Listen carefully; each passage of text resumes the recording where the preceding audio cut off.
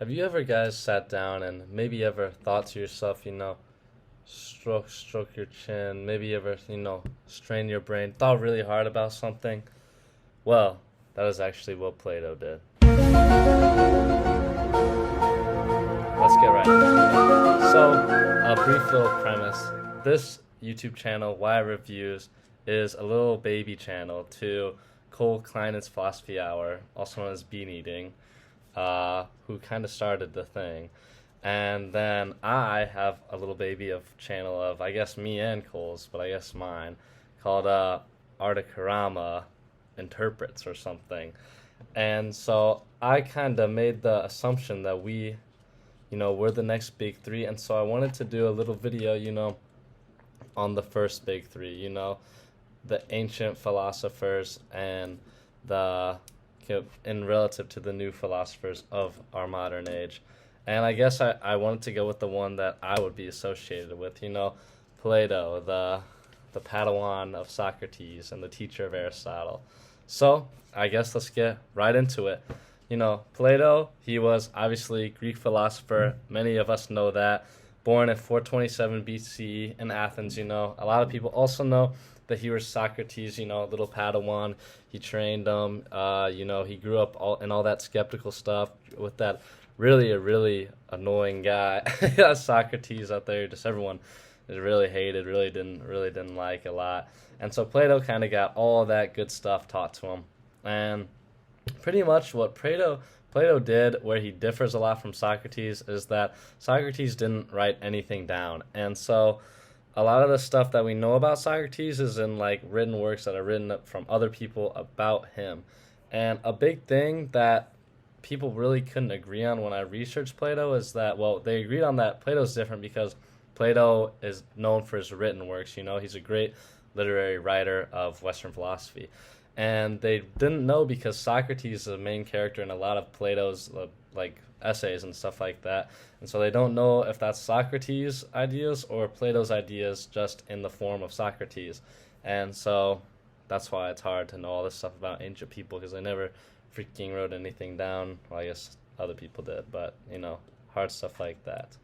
But pretty much in my whole thing of Plato is just that it's hard to know if he's just like a Socrates on paper, just like, oh, Socrates, great idea, let me write that down in this essay, or if he's like, I have this new idea, but I'm just going to phrase it as so Socrates is saying it. That doesn't really make a lot of sense. So it kind of sucks, but at least to me it seems like he was just writing down Socrates' teachings on paper.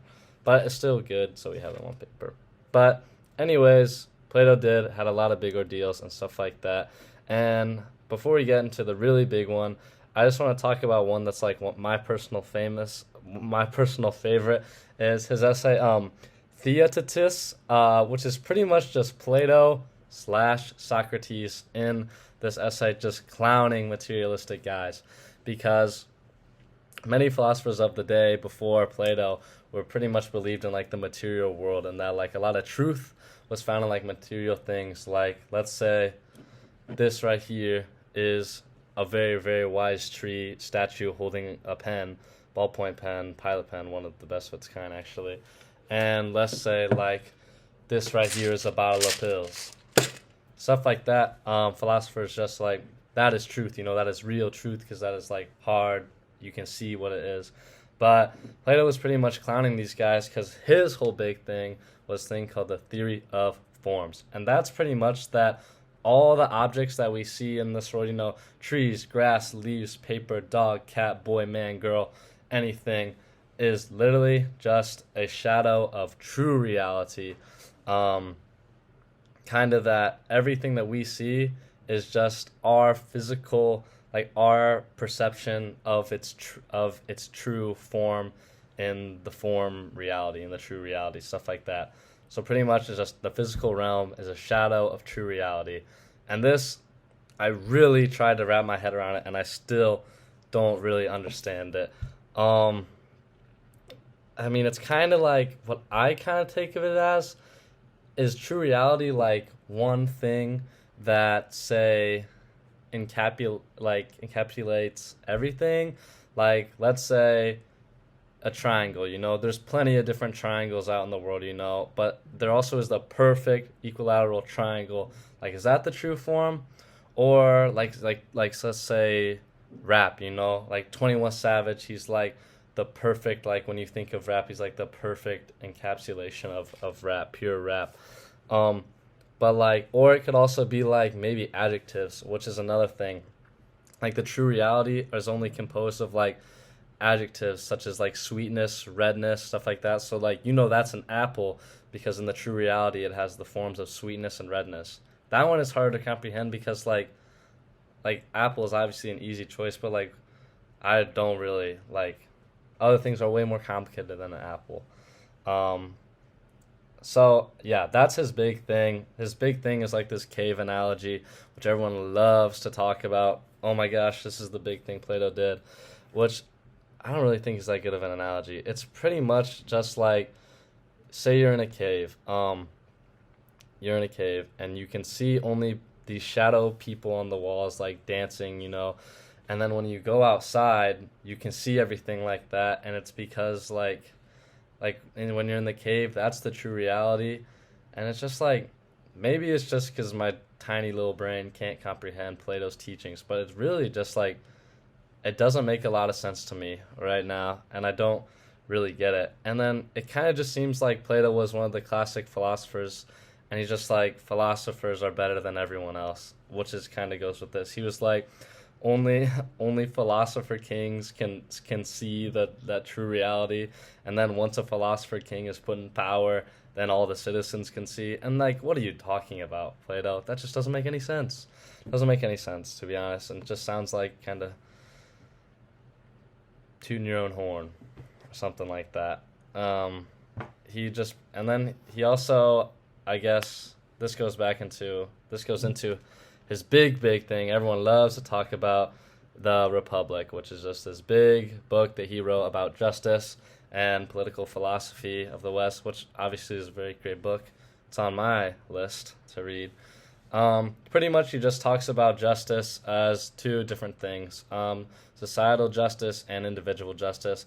And societal justice is pretty much just communism. He says there's three roles in society.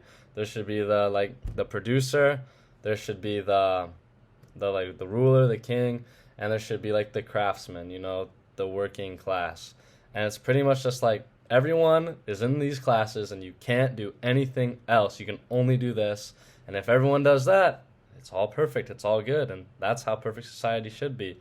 And then there's individual justice, which is three things as well. Rational, which is pretty much like rational part of the soul, which is pretty much just like seeking out your philosophical answers, like who am I, what is my meaning here on this floating rock in space. Spiritual, which is like honor, in society, and then appetite, which is like lust, but mostly like kind of lust for money and just like physical gain, stuff like that. And it's pretty much just that all these individual things kind of make up an individual, and they're always seeking the rational part of the soul, which is like, who am I? All they add up to do that, and they all play a role in how an individual just interacts in society. And yeah, his whole thing is that just like, yeah, justice is good, and if you want to live a good life, you should be just. And if you want to live a bad life, you can be unjust. And I mean, obviously, there's definitely more in there that I don't get to unpack because I haven't read it, but it just, again, seems just kind of like intuitive. Like, if you want to live a good life, like, do the right thing. Just kind of the form of the good. And it's just like, I don't know, it's pretty easy to see that Plato. And so honestly, overall, Plato is really just like, he's not really that crazy, okay? He wrote stuff down, yes. He also founded the academy, like the first college ever. So yeah, pretty cool for that. But like Plato, he's not that crazy, It didn't really seem like he had that crazy ideas that we still use today, even though he did. And so yeah, he is just not as good, I feel like, compared to Socrates or Aristotle. And so it kind of sucks that I'm associated with him. But still good though, still a great guy. And so yeah, I'm gonna rate him later. You know what? All right, let's move on to something that all of us can enjoy. Good old-fashioned fun.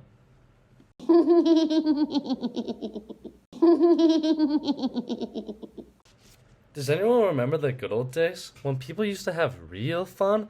People didn't just used to sit back, charge their phone, eat hot chip, lie, all of that stuff. Does anyone remember that? I do. So, as you can probably tell by the title, I'm going to get back into some of the good old-fashioned American activities that people used to do before everything went downhill. Let's get right into it. Number 1, kicking the can. Does it get much more classic than that? Actually, one of the most fun things you can do as a human being on Earth. Sure, it's fun maybe to start family, have a good job, career, all of that capitalist stuff. But does it get better and more kid-friendly than kicking the can? No. You can kick it from here to there. You can kick it in the gutter. You can kick it off somewhere. You can kick it against something. There's so many things and honestly so much versatility in this fun yet simple little game. And kicking the can is just so much fun. I do it all the time. It really just helps me, honestly, with my mental health, stuff like that. It's a great thing to do if you're struggling. So yeah, kicking the can, obviously goated. Number 2, also goes hand in hand with kicking the can, walking. Does anyone even walk anymore? I think not. I haven't seen someone walking in forever. That's not true. People still walk around, but they don't their heart isn't in it. People used to be really, really passionate about walking back in the good old days. And these days, people just walk just to walk. They walk just to get from here to there. Back in the good old days, people used to walk from here to there with love in their heart, just with happiness. And you can just walk. Walking is honestly so versatile too. It's such a great way to get someplace to someplace, but also to enjoy your time while doing it as well. And while you're walking, if your feet get tired, you can also, number 3, sitting. People sit nowadays too, but again, their heart isn't in it. Sitting, while not as good as walking or kicking the can, is really good for you Platos out there, you Socrates.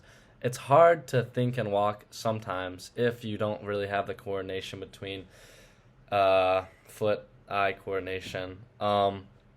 Sitting is very, very good if you want to get some good pondering or thinking in, or if you kind of just want to sit and just gaze, especially if there's a good bench out there. Benches are some of the best things that have ever been created. And so yeah, sitting, again, not as good, but good for thinking. And this goes right into number 4, climbing. I seriously don't see that many people climbing anymore. And I remember when I was a little kid, I used to see just people climbing everywhere, climbing to work, climbing to their friend's house, climbing to the soccer game, climbing trees, climbing big rocks, climbing everything. And nowadays, I think people are just too scared of their own climbing abilities, but you'll never know how to climb if you never try, It's just like the moon landing. One small step for man, one giant leap for mankind. One small climb for you, one giant leap for how much fun you're going to have. And lastly, this one is a little bit more serious, but eating alone. It is really, really sad to see old people eating alone. And I'm definitely going to do it when I'm older, because although it's sad for the people who are looking at them, I guarantee old people that are eating alone are having so much fun. It's kind of the same as sitting. You're just there, you're enjoying yourself, and it's even better than sitting because you get to have a delicious meal, hopefully, so you can think and eat at the same time if you have, brain-mouth coordination like that. And so, yeah, I see a lot of old people eating alone, not a lot of young people, which just shows, the older generation, they don't have anything figured out except that. But, yeah, wait, I think I hear something. It's time for Plato versus good old-fashioned fun. Dwayne, thank you so much for that introduction. You heard the man. You know what time it is. The whole time you've been waiting for this moment. So let's get to the Coliseum and let's set the stage. In the ring today, we've got Plato and versus old-fashioned activities. So Plato, obviously, like I said, he did some cool stuff. He wrote some stuff down. He said justice was good. He said the physical realm is just a shadow of true reality. But overall, not as cool as Socrates or some other philosophers out there. And is kind of shrouded in mystery as well. So, Plato, even though you are one of the big three, I am going to give you a 6 out of 10. You heard me right. Old-fashioned activities, let's bounce them off. Kicking the can, 9 out of 10. Super classic. Walking, 9 out of 10. Super classic. Sitting, 5 out of 10. That's okay. Sitting is still good. Climbing, 7 out of 10. So much fun. And eating alone, 5 out of 10. It actually doesn't get that much better. And so I did the math already off camera. And this was a real close one. Real close. But unfortunately, old-fashioned activities takes the cake with a 7 over Plato's 6s. And so, yeah, old-fashioned activities beat Plato. Real fun always wins, I guess. So, guys, let me know in the comments if you...